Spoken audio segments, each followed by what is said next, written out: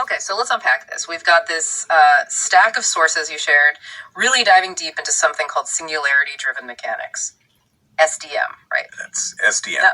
And is proposing some, pretty radical shifts in how we might see reality itself. Yeah, and more practically, looking at how it could work for building self-sustaining communities. They specifically mention Harrisonville, Missouri. Exactly. So the mission for this deep dive really is to pull out the key stuff, the most important insights from these documents. Right, give you a shortcut to understanding what this framework is about and maybe what it could actually mean for building things, on the ground.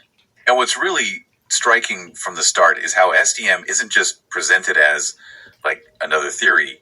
It's framed as a fundamental redefinition of reality. Okay, how so? Well, it completely flips the script on the whole universe expanding outwards idea. Mm-hmm. Instead, SDM suggests it's more like an inwardly compressing shell. Wait, compressing? Like folding in on itself relative to what? Relative to a universal boundary singularity. That's the concept. So not expanding out, but compressing in. Okay, that takes a second to process. It flips everything. And based on these documents, this inward compression thing, it leads to some really counterintuitive ideas, especially about energy. Totally counterintuitive. The sources say energy isn't some finite thing we use up. It's defined as a measure of compression asymmetry. Compression asymmetry, or what was the other term? Geometric flow potential. Think of reality as this dynamic geometry under tension. Energy isn't fuel, it's more like an imbalance or a potential in that structure. Okay. Like water pressure, kind of. A potential to flow. Sort of, yeah. And this opens the door, potentially, to what they call energy abundance, through things like closed-loop generation. Closed loop, meaning you're not burning finite resources. Exactly. You're tapping into this ambient geometric tension directly. That's the idea. And it's not just energy, right? The sources tackle matter, too. It says matter isn't like tiny little particles. Right. Forget discrete particles.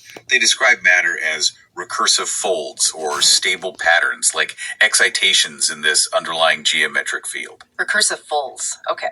So if matter is just geometry, patterns. The material scarcity, the idea of running out of stuff, becomes what they call a conceptual artifact. It's tied to the old way of thinking.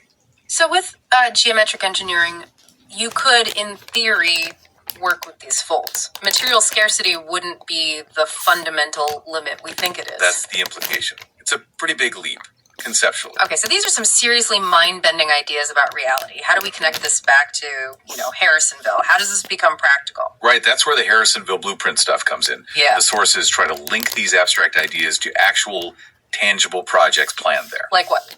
Well, things like community gardening. Seems simple, right? Yeah. But in the SDM view, it's not just about food. It's fostering local abundance, yes, but also acting as a recursive system. Recursive, meaning like composting, saving seeds, using outputs as inputs, that kind of loop. Precisely. It mirrors that larger cosmic recursion idea, but on a local scale. And then there's offering services like, say, mowing lawns for minimal or no cost. Okay, how does that fit in? The sources frame it not just as being nice, but as building social capital, demonstrating usefulness and value beyond just money.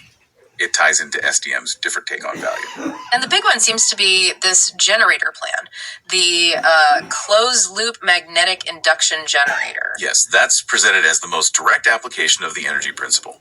The goal stated is converting geometric tension and spatial shear directly into measurable EM induction. So literally trying to tap that geometric flow potential for local energy without burning fuel. That's the ambitious aim, yeah.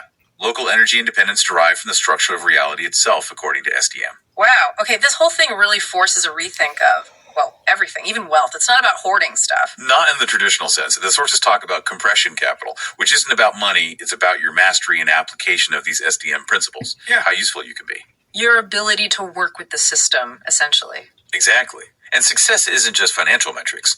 They point towards things like ecological balance, human flourishing, community resilience. Those are the real measures. And you mentioned consciousness, observer curvature. Yeah, that's maybe the deepest layer.